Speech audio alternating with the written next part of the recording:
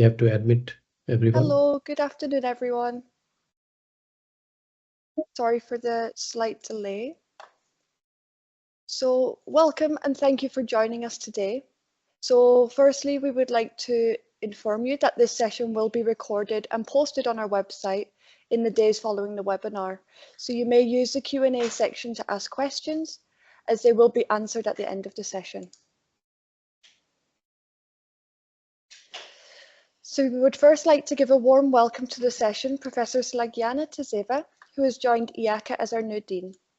She is a former committee member of the Afghanistan International Anti-Corruption Monitoring and Evaluation Committee, the first president of the Macedonian Anti-Corruption Commission, and the establisher and chair of Transparency International in Macedonia. In 2004, she was appointed the director of the Police Academy in Skopje and a member of the University St. Clement Ordeski, Bitola. In 2006, she became the Vice President of the Association of the European Police Colleges, and in 2008, the Dean of the Faculty for Detectives and Criminalists at the European University for the Republic of Macedonia. Professor Tazeva was elected the first chair of the UNCAC Coalition in 2009 and headed Transparency International North Macedonia before joining IACA. So, dear Dean, the floor is yours. Thank you. It is a great pleasure to be here today. And ladies and gentlemen, I welcome all those who have joined this event from different parts of the world. I can see people are still joining and the group is increasing. And it is also from different time zones. So it means that there's a great interest in this webinar. It's a pleasure really to open this webinar on a global procurement, breaking barriers to combat corruption through data exchange, and to be present with you all today.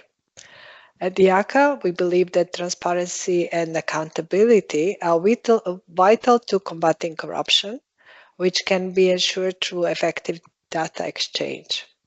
This is why we look forward to hearing the opinions of the eminent panelists on the importance of the data exchange in combating corruption in global procurement. Expert talks and webinars are integral parts of our programs. Our efforts are focused on providing practical and theoretical knowledge to professionals to equip them not only with knowledge, but also with tools to be better prepared to the rapidly evolving changes in the anti-corruption landscape, particularly those related to the constant technological progress. We all should endeavor to harness various opportunities related to new technologies to fight corruption. IACA delivers anti-corruption education and training in various formats and languages to the public and private sector, civil society, academia, media, and other stakeholders. And we offer learning opportunities to professionals while allowing them to enhance their knowledge at the schedule and practice that enables them to continue their professional activities while studying. I strongly suggest that all of you who are interested in learning more about our programs and activities might wish to visit the Academy's website. Our team will also share more information on this matter with you during the course of webinar. Of course, if you so wish, we will be happy to interact with you through email exchanges after the webinar is concluded. Today, eminent professionals in the field of procurement and anti-corruption are with us to share their experience, knowledge, and strategies for fostering change and fighting corruption practices through data exchange. IACA's Director of Academic Programs is here to moderate this important event, and I'm sure we will get invaluable insights on using data exchange to combat corruption in procurement. I wish the panel and panelists a very, very successful discussion, and I welcome you all again to this webinar. Thank you. Thank you very much for your opening words, Dean. So the International Anti-Corruption Academy is an international organisation and institution of post-secondary education, as mentioned, which conducts research and runs various master programmes. So IACA has 81 parties consisting of 77 state parties and 4 international organisations. We have nearly 6,000 alumni from over 168 countries across the world and have a strong alumni network. And our work consists of 3 important pillars, which include education, training and technical assistance, and research. So I will give a very short introduction to our academic programmes at IACA first. So we offer 4 master programmes, which includes our flagship programme, the Master in Anti-Corruption Studies, which is a master's degree which runs in both online and hybrid format, which is mainly focused on the public sector. Secondly, we have the International Master in Anti-Corruption Compliance and Collective Action, which is a master's degree in online-only format and focuses more on the private sector. I would also like to present the Master in Anti-Corruption and Diplomacy, which is run in partnership with the United Nations Institute for Training and Research, which is a mixture of campus-based and online classes. And lastly, we have, since 2022, the Master in Anti-Corruption and Compliance in the Spanish language. This is also run in hybrid format and discusses anti-corruption and compliance. So all of our programs can be attended whilst continuing a professional employment engagement, and they are run with busy professionals in mind. So our master programs are run between 18 months and 2 years and have between 90 and 120 ECTS credits under the internationally recognised Bologna process. So they can bring eligibility for a PhD, as well as specialise your skill set and knowledge to prepare and to become an agent of change in the fight against corruption. These courses provide essential aspects in the anti-corruption field in various elements through using multidisciplinary and interdisciplinary methods. Lastly, I would like to mention the upcoming online training we have, which is titled Fighting Corruption in the Supply Chain, which is taught with our expert Professor Chris Eukins, who's here with us today and will be speaking on the panel. So this is a 4-week training from the 5th till the 31st of August this year and is run in an online format. So if you have any questions or queries, please feel free to write them in the Q&A box, chat box, or by email, and I will put the email in the chat box in a moment. So next, I would like to give the floor to Mr. Pawan Kumar Sinha, our Director of Academic Programmes. He's been the Director of Academic Programmes since 2018 and oversees the development and implementation of IACA's academic programmes, such as 4 master programmes, postgraduate diplomas, postgraduate certifications, and online open training programmes. He's had a career in the civil services in India, spanning almost 3 decades. Dear Pawan, the floor is yours. Thank you so much, Stephanie. I welcome all the panelists first and all the participants from all around the world.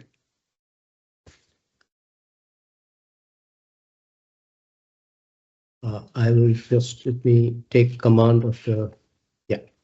Okay, so we are here to discuss about corruption in procurement. And why this is so important today is that public procurement represents about 13 to 20% of the GDP of different countries globally. And the expenditure involved is nearly 9.5 trillion US dollars. So if corruption happens in procurement, you can imagine how much money flows out. So we have different ways. And first, what we are going to discuss today is about role of technology and data exchange in controlling corruption in procurement. Estimate of UNODC also says that about 10 to 25% of public contract is lost in corruption. So with this bit of background on corruption in procurement, let me first introduce the panelists. So the first panelist is Professor Gabriela Racca, is a full professor of administrative law at the University of Torino in the Department of Management.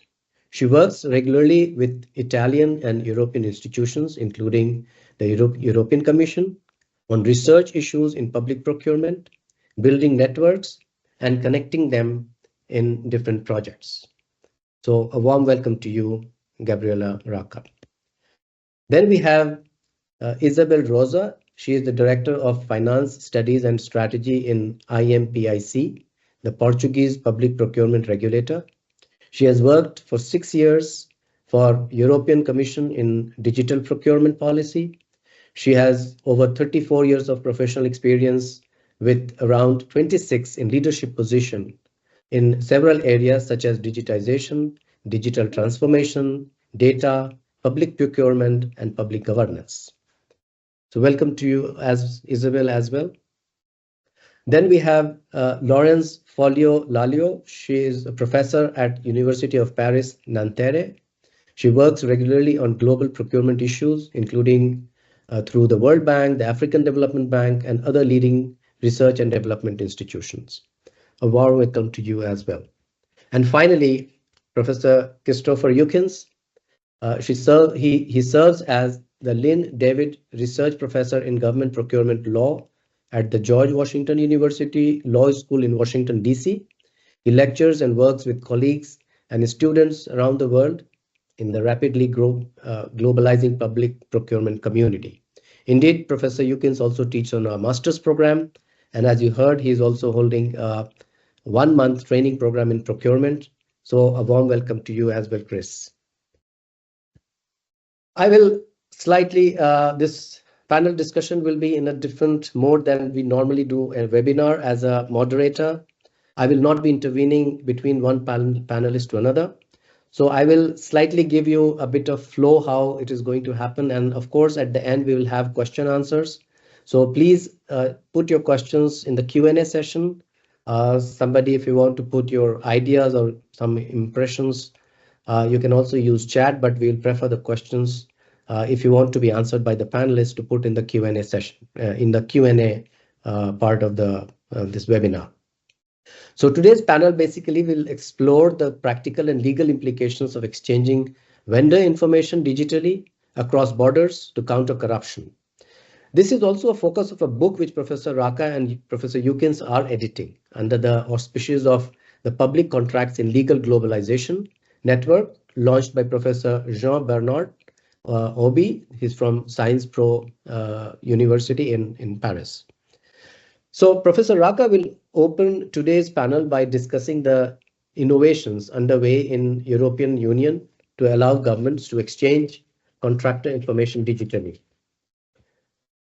Isabel Rosa will review progress in evolution from data to digital transformation, which will facilitate exchanges of procurement information. Then Professor Laurence Folio Lalio will then discuss an important element of the European Union legal framework under which this information will be exchanged, and the disqualification of contracts under Article 57. So little bit of technical discussion how it's being handled and what are the provisions in the directives of European Union. And finally, Professor Eukins will place that discussion on a global context to assess the issues which governments and laws around the world must address in order to share information effectively on contractor qualification and corruption. So with this, I will hand over the floor to Gabriela Racca. I will request you to take the control of the slides, and we are here to listen to you now. And I will come back with more questions after the panel has finished the presentations. So over to you. Hello, thank you very much. I try to get the control of the slides, but sorry, I don't. Okay, so then we will share. Stephanie, can you take control and move the slides, please? Yes, because I don't find the. And there are the 3 dots. There are 3 dots, but chat, people.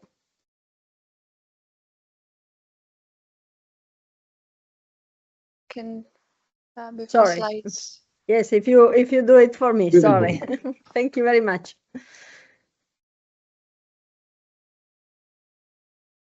Okay, if we can pass to the presentation. So thank you very much. I'm very honored to be with you today. And I would like to share with you all these networks, works, research, and especially considering, as we are talking of integrity through digital instruments and new means of technology. We want to share the previous two books that we edited with Professor Hawkins that are fully available online in the link of the slide that you can open easily, and it's 600 pages each one on integrity and efficiency in sustainable public contract. That was a research of 2014 on integrity, and so we now give you the follow-up of this research. The second one was on joint cross-border procurement and all the issues on cross-border procurement, and now we are working on digital procurement. So the flow of idea is from integrity issue to joint procurement and all the capacity building, developing of aggregated procurement as the capacity for doing good procurement that is the way to fight the corruption, require high capacity, so joint procurement is really important. Then we think that digital tools are really the answer either for a good professional way of doing procurement and for integrity. So this is the perspective on which we are working nowadays, and we are really trying to also clarify that there is different talking of dematerialization, that is just using the tools that we had on paper on a file in the PC, a PDF document or something like this. But we want to pursue the real digitalization, effective digitalization, e-forms, e-procurement in the real sense. That means acting with native digital documents inside platform that permits to really simplify, have a data quality, have collection of data, and permit to have a new experience of procurement. Also very easy, because if we develop good platform, we can have from the buyer side and also from the side of the entity of the economic operator, a very simple and easy experience to join the platform and to submit their offer, and for the procuring entity to choose the best one. So I think this evolution is still ongoing, and we have a lot of different experiences and under the name of e-procurement. Often there is just the materialization. That is what we are seeing often, that is just print, sign, scan, and send through an email. So this is not digitalization. This is just a simple way of dematerialize something. So this is the perspective that we would like to share with you on this idea of using digital instrument to simplify procurement and to collect data for assuring integrity. So the next slide, please.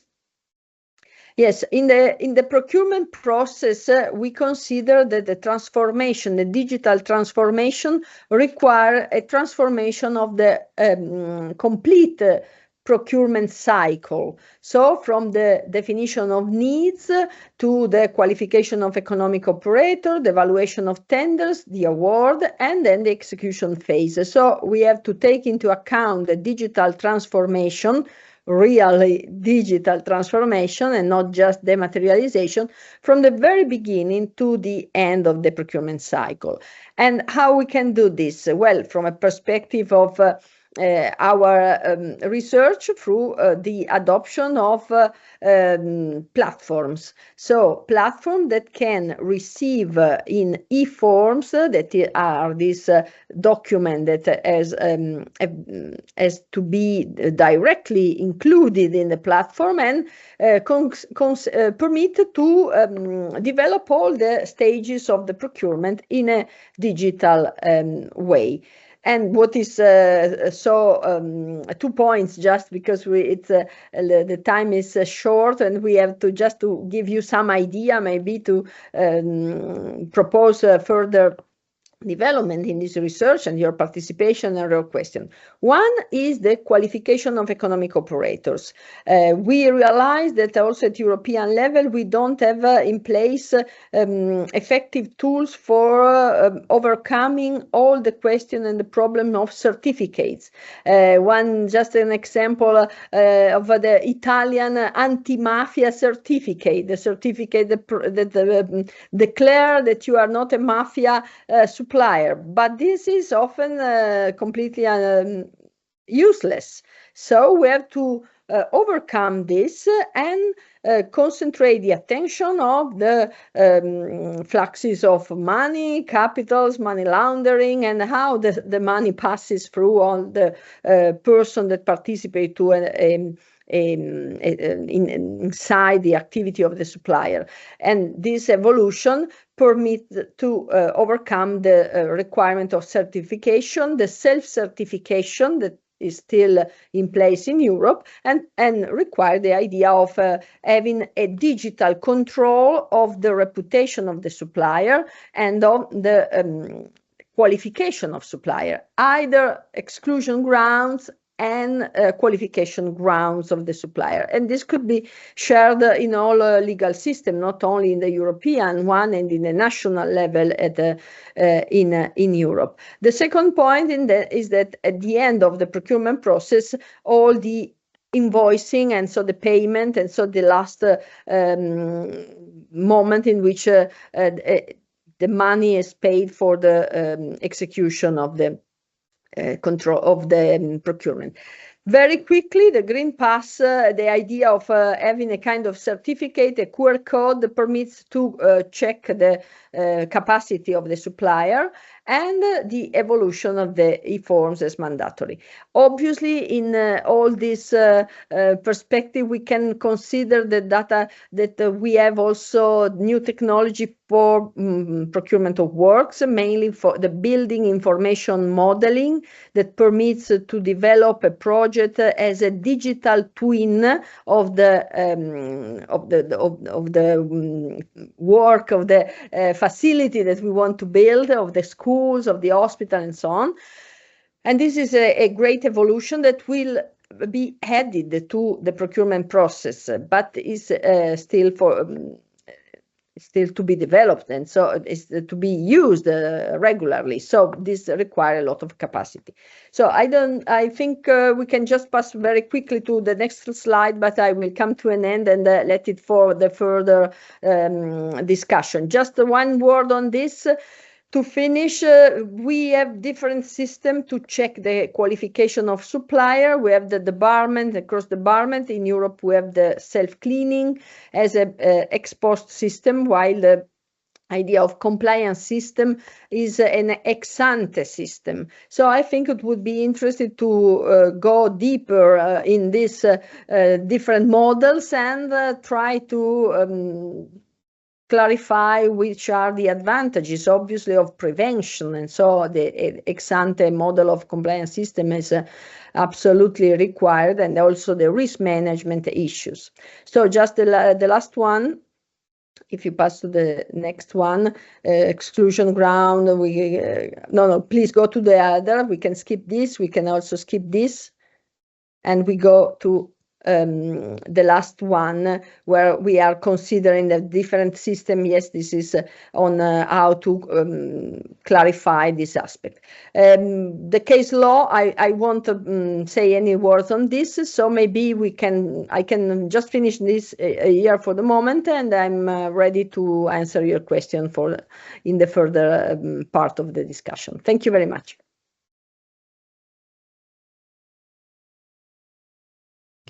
Isabel, can you take control?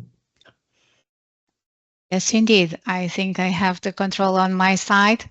So thank you, Gabriella, and good afternoon to everybody. Well, my mission today is, I think, a very ambitious mission. I want to talk to you a little bit of my perspective for this long trip going from data, public procurement data, to digital transformation. I want to tell you that although my arguments are very much related with my experience in the EU, I believe that they can be applied to many other countries or many other regions. So basically what I want to tell you is, or I want to raise your awareness for the incredible increase in terms of data that is publicly available. This is the result of the increase of digitalization that is producing more data and more structured data. But with this data, we have a lot of new opportunities to know better about public procurement, to do new things using new tools, but we also have big challenges related with the data quality, for example. But starting with the beginning of my story, and going back to the EU context, in the slide you can see what is mandatory currently in the EU coming from the legal framework. We have basically 4 phases of the life cycle that are mandatory to be conducted electronic.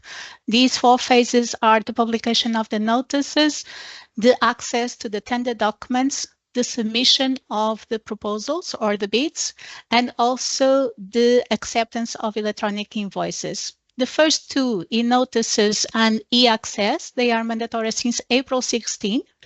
E-submission is already mandatory since October 2018, and invoicing is mandatory since April 2019 for the central contracting authorities. Subcentral contracting authorities could, in some countries, have a derogation for 1 year to implement these.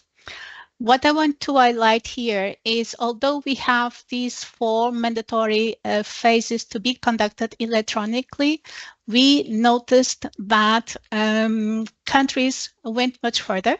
So they digitalized more than these just 4 phases. And while I was working for the Commission from 2016 until 2022, we noticed an increase of digitalization through the life cycle of around 30% for public procurement, which is a lot, by the way. Simultaneous with this, just to have one idea of the data we have in terms of public procurement in the EU. First, we have 2 main sources. The information that is publicly available coming from the notices, and also the information that usually is not publicly available that is used by the digital procurement tools. These could be the tendering systems or other related systems that use this data for processing the life cycle. Simultaneous with this, we have also 2 main dimensions. We have data that we consider available at European level, is the data that is published in the European Official Journal, TED. And we also have the data that is available at the national level in each member state. These data can come from very different sources. We have data coming from the notices, from contract registers, from the tendering systems, and so on. What I want to tell you is, at the national level, we have data not only above the EU thresholds, but also below the EU thresholds. And the more curious fact for me is many countries have national thresholds. So they are different from country to country, which means that at the national level, naturally, you have a more broader view of what is happening in public procurement. And in the slide, you have an example of data that is publicly available. Isabel, we don't see the slides. Which Really? slide are you referring to? Now I'm referring to the slide that is about contract registers. Yes, I see this. You Okay. see it? Yes. Okay, then, great. go ahead. I was Sorry. worried because I see it on my screen. Something wrong. Well, Murphy has to pop up all the time. I don't know why, but okay. So basically, in the screen, you have a summary table of the information that is available in 26 countries, 26 European countries, through the contract registers. Contract registers are a very specific IT tool for public procurement. Basically, they are data aggregators or data collectors, and they are also used to foster transparency in public procurement, because countries use these solutions to make data publicly available, procurement data naturally, but the level of transparency is also decided individually by each country. Some of them, they publish all. Some of them, they publish part of the data they collect. The important thing here is, as you can see in the slide, and on the left side, you have different stages of the public procurement. There's much more data than the data that is referred by the directives. And one of the interesting examples for me is the contract completion notice. And the contract completion notice is very important for many reasons, but the main reason is somehow you can follow the money, because for the contract, you only have a good intention of what you want to do, but you really don't know what happened. With this contract, with this notice, what happens is we have the information about the total amount of money that was paid for each contract, and also the date that the contract ended.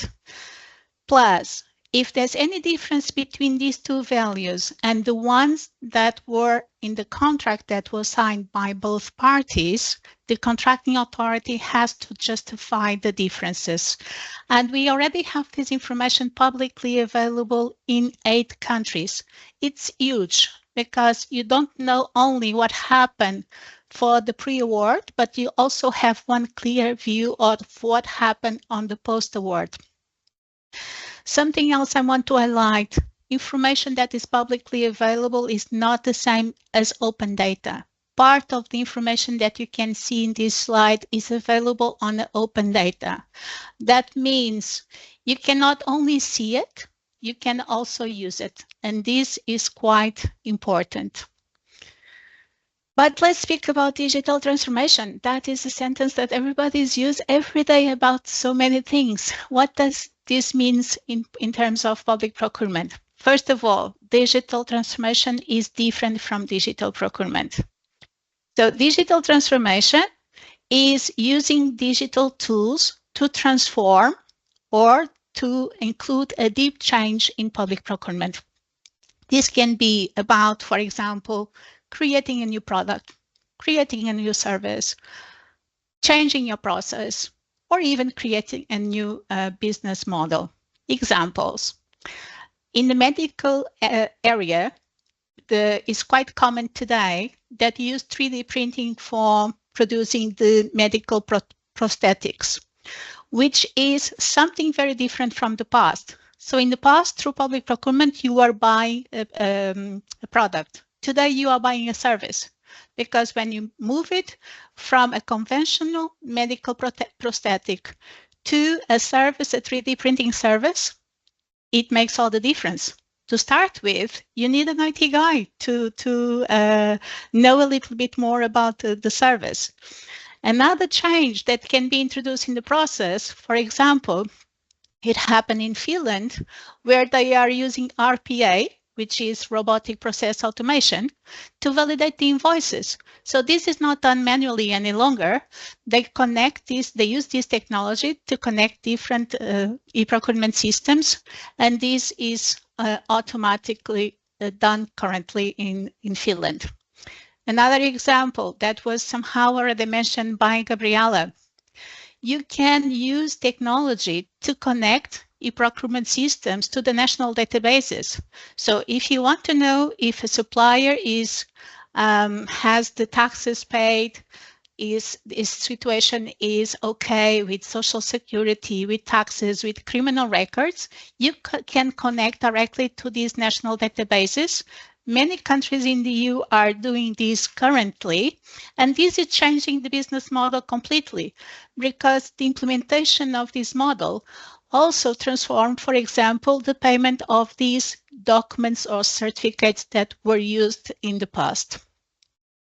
So the situation is changing deeply when you use new technologies to do public procurement in a different way. And I strongly advise these two references in the slide.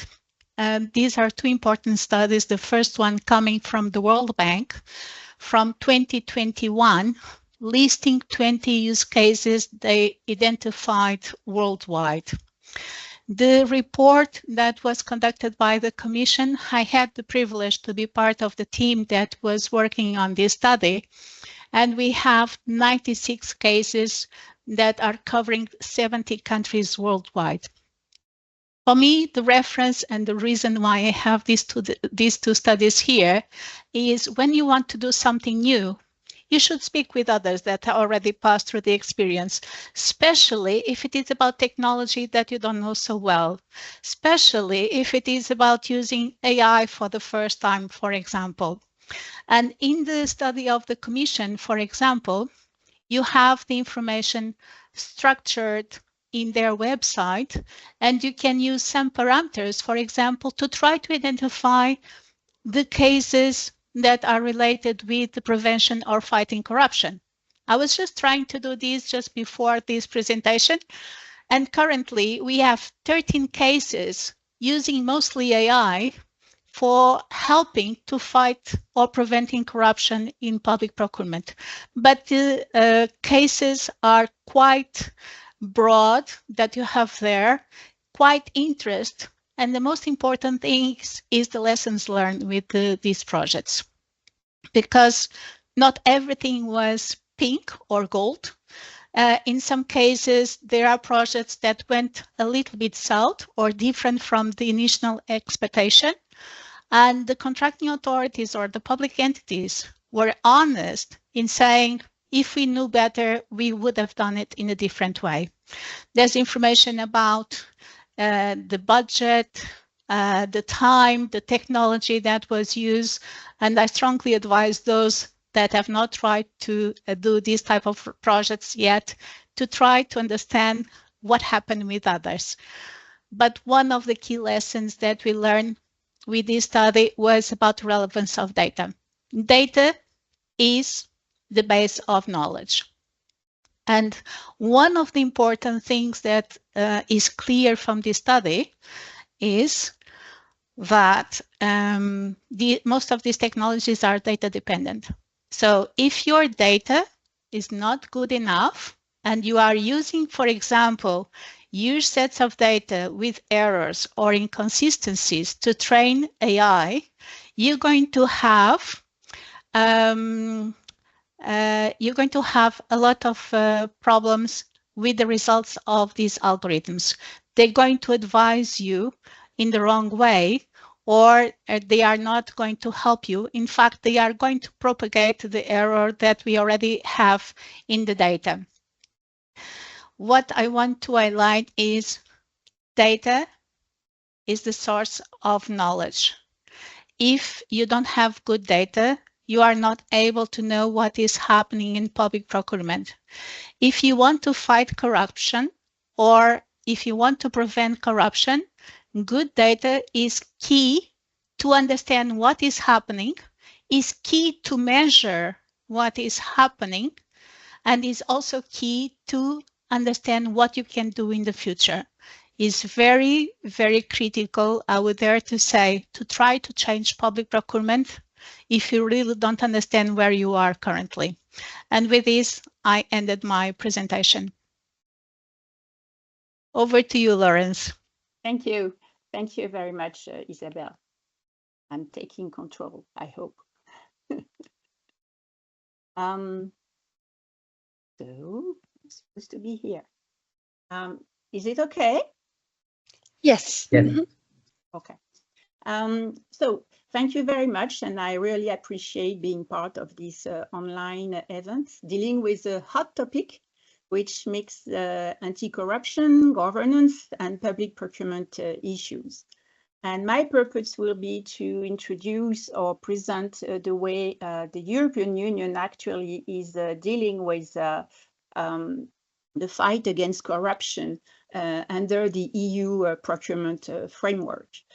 So with regard to this fight, the EU has already developed a number of tools and directives, the EU directives on public procurement, that govern and harmonize procedures for the award of public procurement contracts and concessions among the 27 member states.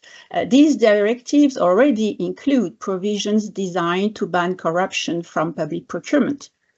And these provisions actually were significantly enriched in the latest edition of the directives in 2014. However, I think there is a major weakness because the principle of integrity per se is not actually part of the fundamental principles of public procurement in these directives, along with the other principles such as transparency, equal access, and non-discrimination.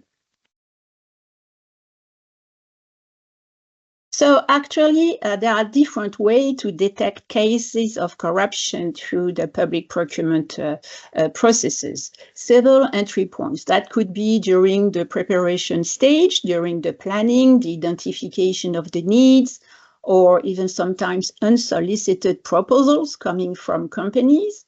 Then there is the second stage, what we call the formation stage, where you can have some non-competitive procedures chosen by the contracting authorities, an impaired selection process, some cases of collusion, no transparency or very limited transparency. And then there is the execution phase, or actually the contract implementation, where you can have cases of fraud, performance failure, and issues during the supply chain. But the key part that we are going to explore is actually during the selection process, what we call sometimes as well the eligibility or qualification of companies. Are they going to be allowed or not to participate in the procurement process? And the assessment of their credentials is essential. The contracting authorities will have to assess the financial, technical credentials, capacities, the skills, the previous records of the company, and also their legal capacities. And so under the legal capacities, we have actually a quite detailed article under the directive, which is Article 57, which deal with automatic exclusion of companies, grounds for automatic exclusion, for example, related to cases of former corruption, money laundering, financing terrorism, child labor, or things like that. So things that usually, well, need to be actually declared so by a court or a justice decision. And then there is a second category of facultative, optional, not mandatory grounds for exclusion, where you find bankruptcy, grave professional misconduct, collusive agreements, conflict of interest, and so on.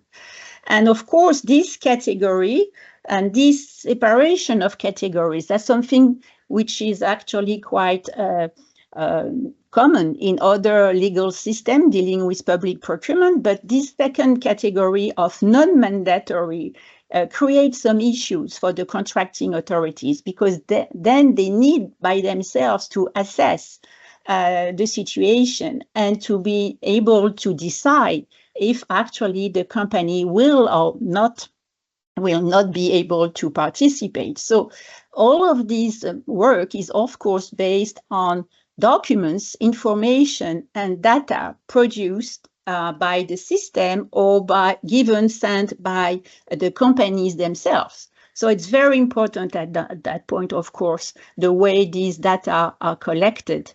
And so this is where digitalization can, of course, play an important role. And in this area, there is actually an interesting decision from the European Court of Justice of last December of 2023. In that case, a company challenged a decision, an exclusion decision, based on a decision made by the competition authority of Portugal. And there was, of course, a complaint before a tribunal in Portugal, but then the issue went to the European Court of Justice. And in this decision, the European Court of Justice decided that it's the job of the contracting authority to decide and not a previous other entity, which of course emphasized the fact that it's more complicated for contracting authorities because they will have to decide by themselves. And this creates also an issue of disharmonization of decision among EU member states. And even in one country, you may have different contracting authorities, which may give a different approach. And so it's for the consistency of the corruption issues and the analysis of corruption issues. This is clearly something which is quite complicated. And so in that decision, the European Court of Justice insisted on the fact that it is really to increase the integrity of the system that this role should be taken by the contracting authorities only. And actually, the other part of the decision which was interesting is that according to the court, if the contracting authority decides not to exclude a company based on such facultative optional cases, this decision can be challenged as well. So other companies may also bring a complaint about this approach. Another part of this Article 57 is about self-cleaning or compliance, how companies can actually get rid of potential exclusion. So it means that for the moment, we still have, even if we have common directives dealing with public procurement and corruption issues, we still have some disharmonized views on and ways to assess compliance, for example. Although now it's easier to collect some data through more recent directives, such as, of course, the CSRD directive or the Corporate Social Due Diligence Directive, which is very recent. And to finish, I will just say that exchanging data about exclusion is quite challenging because it means first that you need to collect correct data, as mentioned by Isabel earlier. Then you need to go through the digitalization process of this data, and the issue was also underlined by Gabriela, that we have different ways of digitalizing this data. But then, what about the impact of this data on the national system? To really have a very efficient procurement system, you need to have a way to exchange data. And even inside the countries, the EU countries, within the countries, it's still quite complicated, even in France. We are just starting a pilot process with three platforms, because we do not have one centralized platform. It's already an issue in France, trying to organize an efficient exchange of procurement data.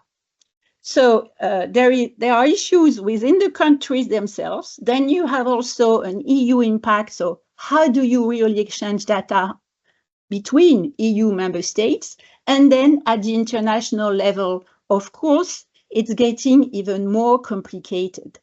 And what illustrates the weaknesses of this current system is that there is now a new proposal, a new directive, which has been just discussed, and which is about combating corruption. And there is in this directive an article about public procurement. So public procurement will be part of this new organization of the fight against corruption in the EU, among EU member states, trying to have a more harmonized and structured way to address corruption and imposing exchange of information among EU member states.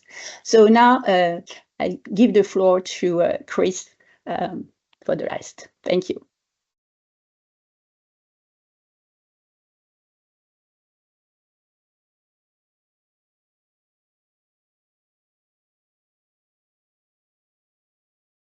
You have to unmute yourself, Chris.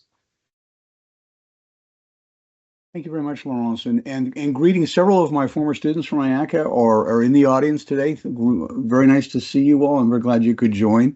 I'm the closing person on this series to kind of bring this narrative arc together. We've been talking to you about different anti-corruption strategies as they played out, and you'll see not only in the European Union but in the United States and around the world. And all the pieces fit together. I want to take a step back, as I do with my classes at IACA, when I talk about procurement issues, because many of the folks in the IACA classes are not procurement people, and they're from outside the working in other aspects of anti-corruption. So I just want to explain how the pieces fit together here with anti-corruption. In every procurement decision since back to the dawn of time, back to Roman times, there are three basic things that have to be addressed. It's the price, and that's pretty obvious.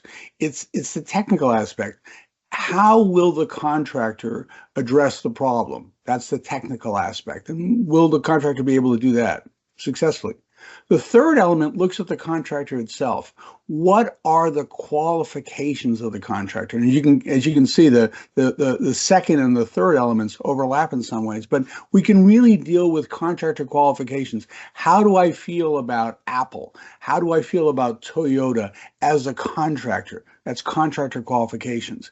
And a lot of the anti-corruption discussion in the procurement world, and there's a huge overlap between anti-corruption and procurement, because about maybe 40% of corruption has to do with procurement.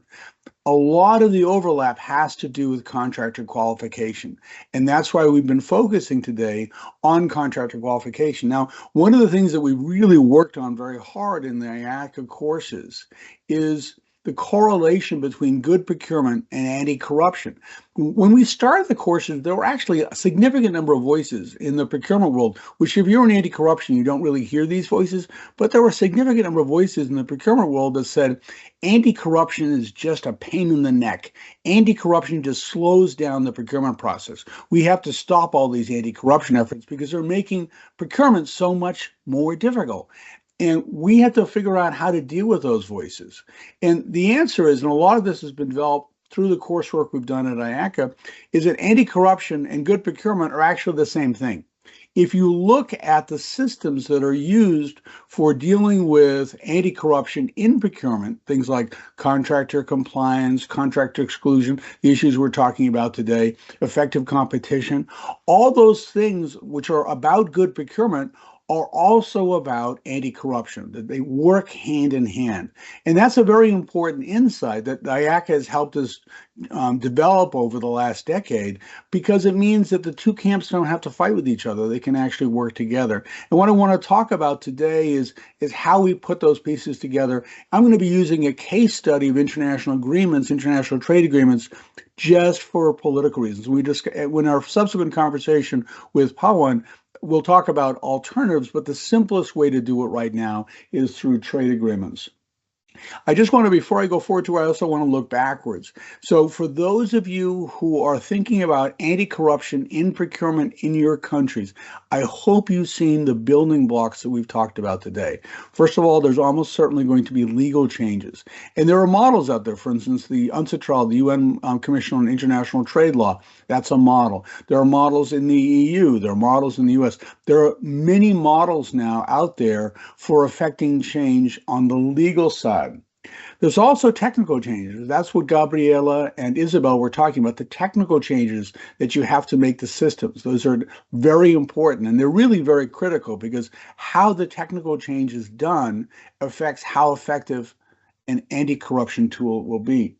There also has to be, and this is what Laurence is focusing on in the Infrastructuras decision from the Court of Justice of the European Union, there has to be an assignment of roles. And I just want to really emphasize a point that Laurence made, which was there was a serious discussion over the last few years of shifting the exclusion and debarment function out of the procuring agencies and into some other centralized agency in the EU member states. We tried that. We talked about that in the United States. There was a near riot. People were so upset about the idea of moving the debarment and exclusion function out of the procuring agencies and into a centralized agency. So why? Why not? We have the FBI. The FBI, the Federal Bureau of Investigation, is a centralized anti-corruption agency. Why not centralize the debarment and exclusion? The answer is anti-corruption and good procurement are tied together. And so if you rip them apart and you move anti-corruption into a separate part of the government, it's going to be impossible to integrate it with the decision made by procuring entities that goes to reputational risk and performance risk posed by the contractor, and that includes corruption. So you want to integrate them by keeping that function, if at all possible, in the procuring entity. The last part that I hope you've picked up, and this is a big part of why Gabriela was talking about the networks that we have, is how important civil society is. Civil society plays a very important role in integrating these various voices to bring together coherent reform. And that's a very important part of what IACA does, helping civil society bring those various voices together. So I just have a couple slides I just want to go through very quickly. I'm going to use the words exclusion and debarment interchangeably because an individual contracting official makes a decision to exclude. I don't want to use Apple. I don't want to use Apple. Or let's use a current example, Boeing. I don't want to buy an airplane ticket where I have to fly on a Boeing aircraft because I don't trust them. I don't trust the vendor. That's a performance risk assessment. Or you may say, I don't want to hire a particular contractor as part of the qualification because they're known as being corrupt. And so I don't want to taint my government by buying from them. That's a qualification decision. So that's an exclusion decision made by the contracting official. Our view, our national experience is that at a higher level, the debarring official makes exactly the same decision. It's just he or she is making that decision on a government-wide basis. So exclusion and debarment are interchangeable, and we're hoping that in the next round of directives in the European Union, that's clarified in the European Union and the member states. Now, when you're talking about exchanging debarment and exclusion information, you're really talking about sharing contractor qualification information and how you do this. And the folks at the team at the University of Vienna and at the Central European University, which is housed now in Vienna, they've put together a product called tenderx.eu. I highly recommend it to you. tenderx.eu is their product where they're bringing together qualification information from around the world. They produce very expensive reports. If you're thinking, oh, should I hire this contractor? They'll do for you a curated report for 600 euros, pulling in information from many different databases. I'm not necessarily recommending that.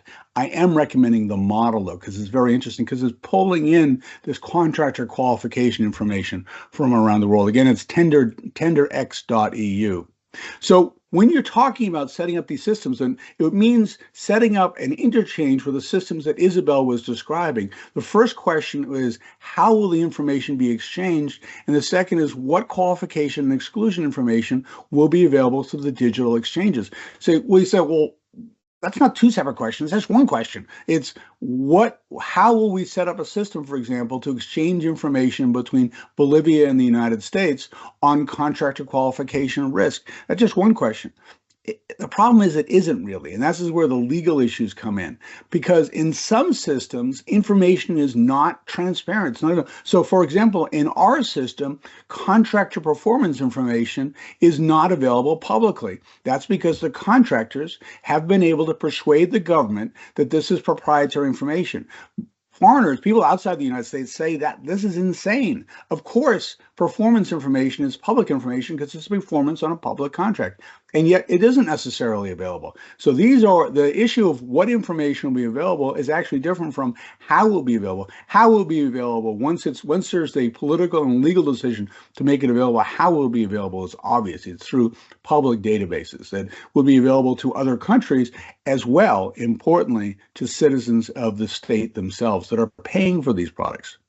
Next question is, which government agency did the exclusion? A procuring entity. That's an important, because if I'm sitting in Bolivia and I want to rely on contractor qualification information from the United States, as a Bolivian procurement official, and I've talked about this with procurement officials in Bolivia, they want to know that it's a procuring entity in the United States, that it isn't a political decision that's been made to exclude the contractor, but that it's actually a procuring entity just like them in Bolivia that's had to assess performance risk. They rely, actually, it's much, the procuring entity is going to rely on another procuring entity in another government much more than they're going to rely, for example, on the centralized government. As a practical example, the central government in the United States, not the procuring entities, but the central government has excluded certain Chinese vendors because of perceived espionage risk.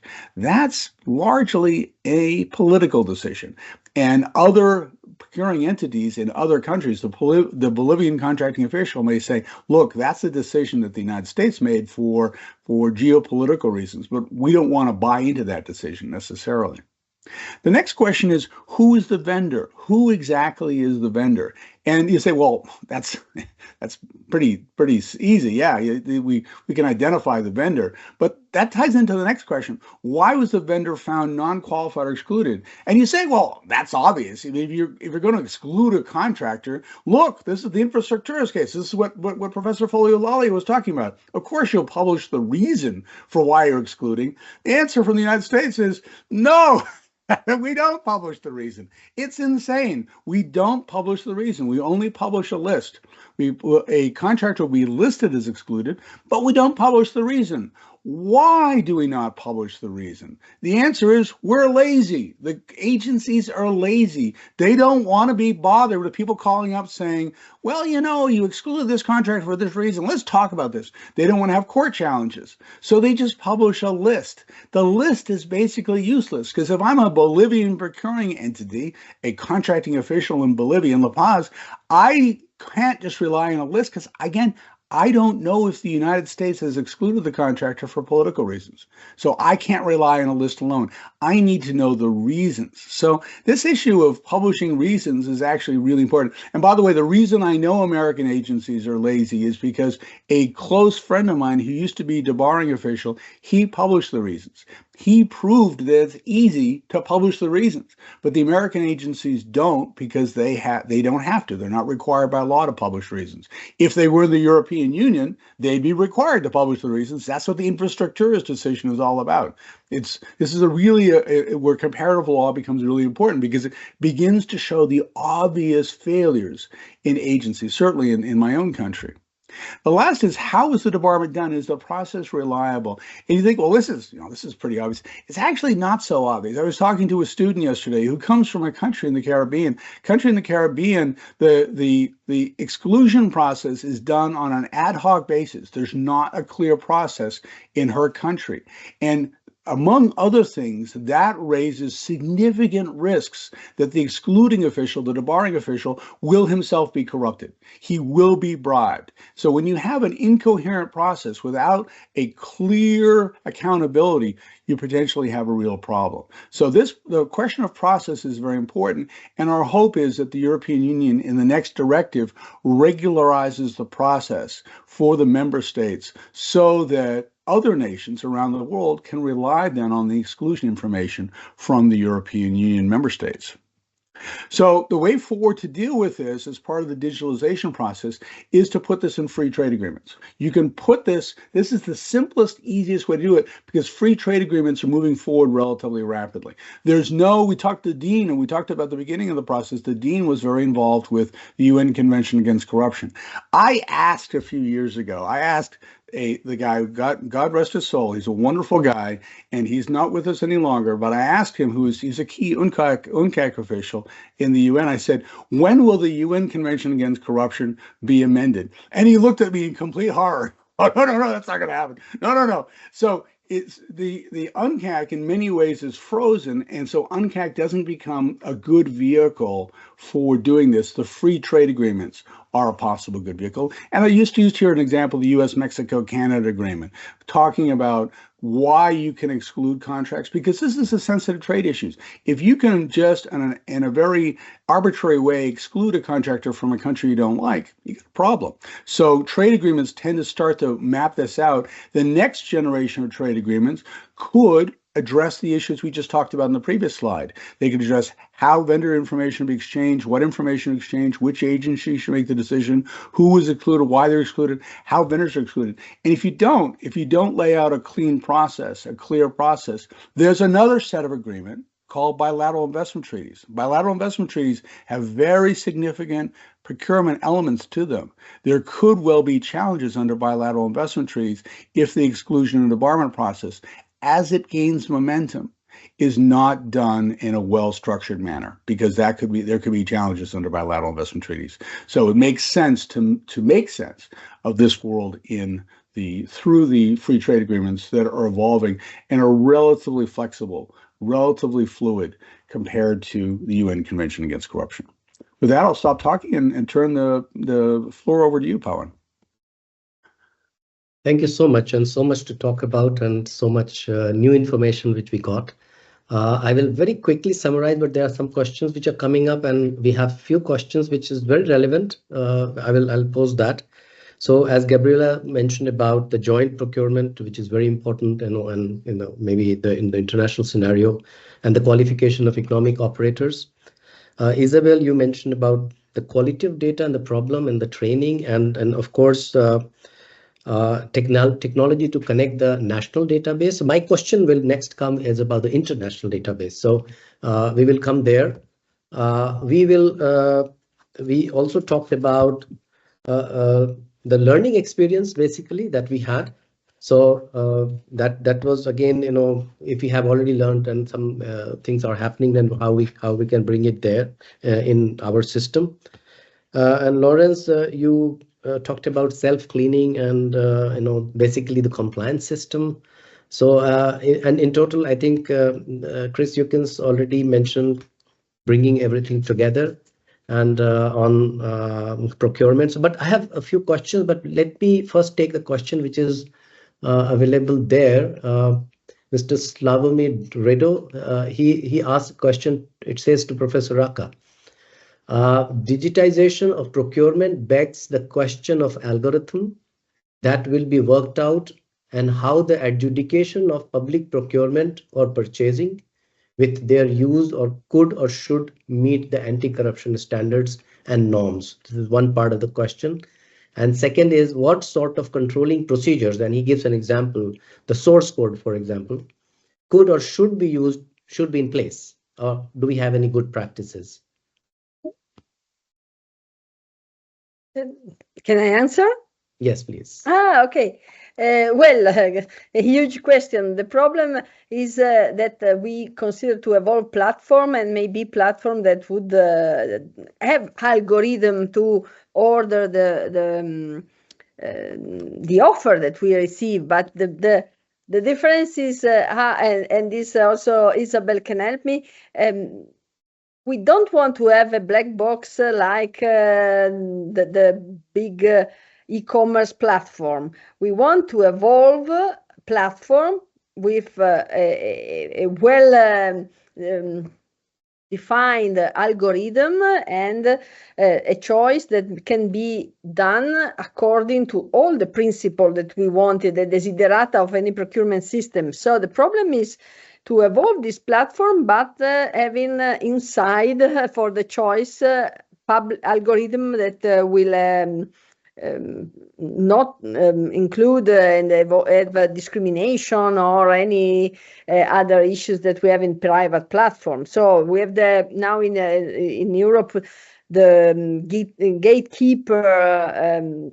The Digital Service Act that has this discipline on the gatekeeper with the big platform, so that will be an issue. But also for developing in the public administration also platform for doing procurement. In Italy, we have this experience of certificated platform that should guarantee all this for traceability and this kind of quality of the selection. And we would like to develop also platform for below threshold contracts, for very little contract as value, but that provides the possibility to have all the traceability of the process and also the evaluation of the quality, the reputation, the customer satisfaction, and so on. So I think this is a very important sector in which the development of digitalization will really change the experience of procurement for the public sector. So I really believe there's a lot to do, but there's also it's not so far the possibility to reach this kind of also little platform that can help a new way of doing procurement. Okay. Thank you so much. I have another question, which is very broad, and then there is a very specific question linked to that on the in the box. One is that what are the key challenges for sharing procurement data across borders, and especially when we have different types of privacy laws. And the specific question here actually goes similar, that how does the data exchange in public procurement interact with GDPR restrictions, both domestically and internationally? So there is some more mention of other part, but let me have this, if you have any comments on that, anyone in the panel. I may also give a few words. I would say that in the EU, that is not such a big challenge because we have e-forms. And e-forms, basically, they are setting a standard for the information that is used in the e-procurement systems. So when we want to exchange, we know what is what. So it doesn't mean we don't have any challenge. We still have a few challenges because of different language, for example, but the standard, the structured information is organized more or less the same way. At the national level, we can have more information, but the core pieces of information are basically the same across the EU.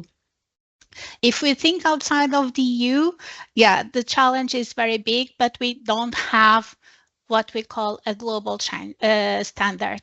OCP or OCDS, the standard that is produced by OCP, basically can play that role because it's a global standard for publishing information and can be used also to exchange information.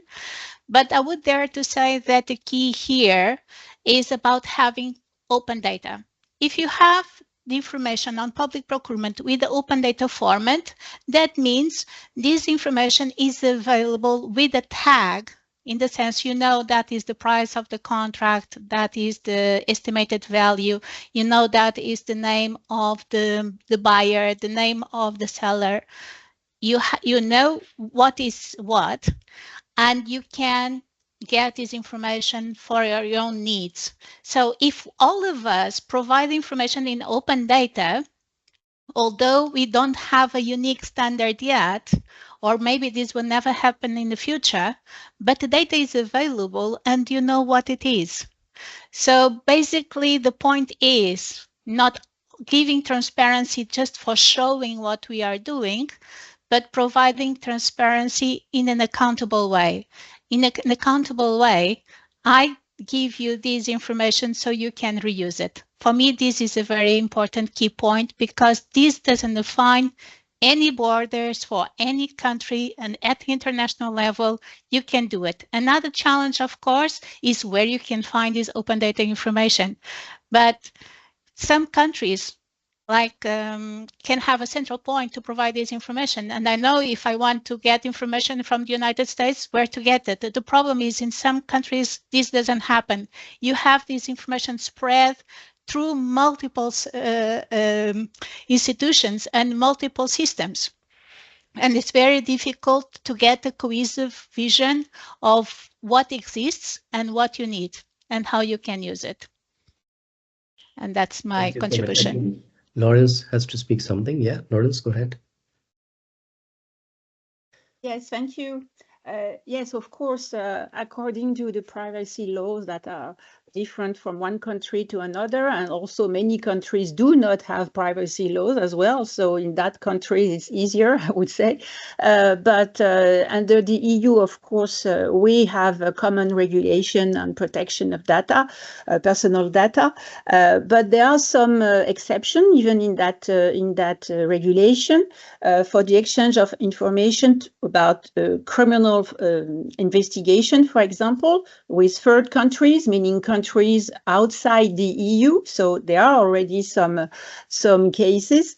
But if this model was already so efficient, we would not need to have this new proposal, this new directive. And clearly the purpose of this new directive on corruption in the EU tend to harmonize and foster the exchange of information.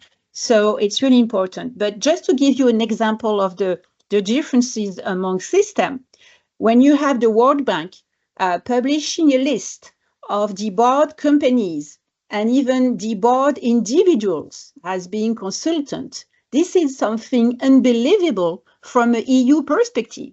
We cannot have such a list on a public accessible website with the name and the address of the individuals. So the difference of the approach are clearly there to be taken into consideration. Thank you. Thank you. Yes, Chris. Thank you very much, Brian. We had a couple of questions I wanted to respond to over in the chat. I apologize, I can't access the chat. I would have responded directly, but also I think it's good to bring it together for the group. And a couple of them from Sandeep Verma, who's a dear former student.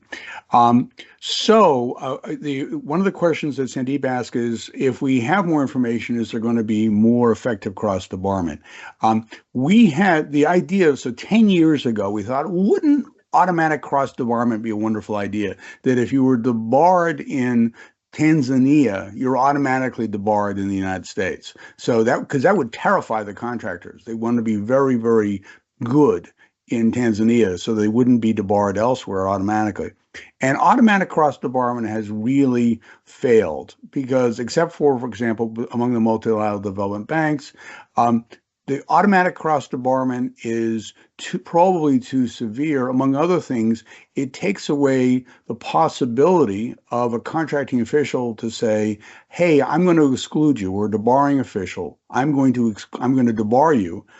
That gives them leverage. The fact that they're not automatically bound, they have leverage then with the contractor, and they may actually want to work with the contractor. But the joke I always tell is that, to be very clear, when we're talking about contractor qualification, everyone says, oh, we would never want to contract with a criminal.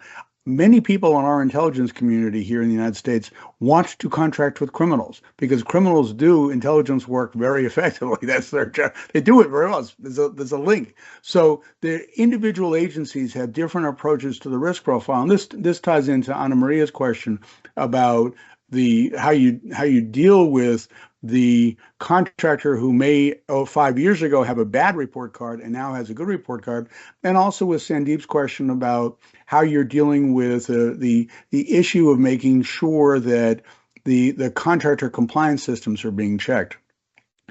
The core problem here is one of agency indifference. In economic terms, in organizational economics, by coincidence, is called a principal agent problem. It's the idea that the government official is indifferent because she's not flying the airplane or she's not the one drinking the water. And because of this indifference, they don't make sure that they get the most recent information. The answer to these questions, to both questions, which is, one is, how do you deal with more recent information? The answer is you fire the contracting official who isn't good about finding the most recent information. Just like we fire ourselves if we're not very careful about reviewing the best. My wife will fire me if I don't do a very careful job reviewing which car we should buy, okay? That also solves the compliance system problem. Right now in the U.S., compliance programs don't have to be submitted at the federal government level until after award. And are they ever submitted? No, because I know this because contracting officials are in my classes. They're never submitted. No one submits them. No one reads them because no one cares. But they should care. The contracting officials should care. They should be reading these compliance plans. It's a question of accountability for the contracting officials. In public systems, because of civil service protections, it's very difficult to fire the contracting official. So you have to build in other measures of accountability like bid challenges to make sure that people look at these compliance plans. The big picture here, Pawan, it's a risk management effort. It's a risk management effort. And you have to create institutional structures to encourage the contracting officials to take that risk management effort seriously. Thank you so much. And you have taken all the questions. So I think I don't have any additional question, and time is also getting over. A quick information to all of you who are participating that the Dean of IACA, Ms. Slagiana Taseva, has shared the UN resolution of COSP 23. So it's a good document to look at, and how international community is handling, the corruption issues. Because as Chris also mentioned, that there are two very clear things: the governance of procurement and corruption, or controlling corruption. Actually, they have to go hand in hand. And as Chris, you mentioned that who is reading the document, and perhaps people are lazy, or it's for a reason you don't know. Maybe even technology can be also leveraged here, because now with large language model coming up, I think even feeding the document will throw up all the important elements from the contracts. So perhaps that's another area we should look at. And one last question is about, we always talk about Prozoro. I think I'm not sure how Prozoro is progressing with problems in Ukraine. But I think it's a very good model, which we heard about. But any last response on this from the panel? Well, I've not been following the developments of Prozoro very closely anymore, but I saw a demonstration recently, something like 3 months ago. They are still, I was quite surprised, they are still heavily investing in developing more functionalities in their system. And what impressed me most is they are at war, and the resources are very limited, and I guess the pressure is huge, and the time response should be very, very small for them to answer all the requests they have currently in terms of procurement. But they have done a lot. That's what I can tell you. And their model is very interesting in terms of data management, because they are different, because their database is central, and they allow different interfaces or different market solutions to connect to the data, to the central database. That means they control and they know what is happening in public procurement because they own the data, but they are not so worried with the tools and the technology. And this is a very smart approach, because the tools really can be decentralized and you be free to choose whatever you like most. But for the information, you want to keep the control on your own, so you have the knowledge and you can be able to measure and know what is happening. Chris, you have something to add? Yeah, you're on mute. Please unmute yourself. A technical point and a political point. So the technical point on what Isabel says is very important, because the US right now is using Amazon as they're outsourcing the procurement function, many agencies, to Amazon, and they don't have that interface that Isabel has been talking about and that the Ukrainians have in Prozoro. They have the interface, so the data is coming into the government and the government can use the data from through this electronic marketplace. Not true in the Amazon model here in the United States. So very important difference with Prozoro. The second is a political observation, which is, so I wrote an article on this with Professor Kelman from Harvard. And if you look back, because I can get translations of the Ukrainian press was mocking President Zelensky just before the invasion, because there were contracts, they found this from Prozora, there were contracts being given to a studio that had remember, the President Zelensky, he was the voice of Paddington the Bear in the Paddington, he did the Russian language version of Paddington the Bear. He's a professional actor, and he was being mocked because studios that he was aligned with were getting contracts, and it was on Prozora. And that was just before the war. So very important part of the political dialogue in Ukraine. After the invasion, after February 2022, the Ukrainians shut down the transparent aspect. The open question is, was it for security or for just reasons of the fact that they had to divert resources? Ukraine opened up Prozora again for non-military procurement. They opened up Prozora. So we in the procurement community always wonder, is transparency really important to government legitimacy? And the answer is Ukraine proves it. Because for Ukraine, the legitimacy of the government is the key to maintaining the integrity of their country. They can only hold their country together by maintaining the legitimacy of the government. And they've decided that transparency in procurement is a critical part of that. They've reopened Prozora to the public. Really important historical lesson from the Ukrainians. Thank you, Pawan. Thank you so much. And I'm sure that whatever we discussed today will also be applicable. A lot of things can be applicable in other various countries beyond EU. But I don't have time to go for more details because we are running out of time. A last comment, which is in the chat, is about building capacities where procurement and anti-corruption can be brought together. And yes, this is what IACA is doing. And if anybody is interested to know more about it, you are very, very warm. You are welcome to join us. So with this, I will thank all the panelists, Lawrence, Isabel, Gabriela, and Chris. And of course, our Dean, Slaviana, she has been here listening to all of you, and it has been pleasure. And everyone around the world who joined this event, and I hope you learned something which is useful for you. This recording will be available on IACA website. And with this, I thank all of you and say goodbye. Goodbye. Thank you very much. Bye-bye. Thank you. Have a nice Goodbye day, and everyone. thank you. Goodbye. Goodbye. Thank you.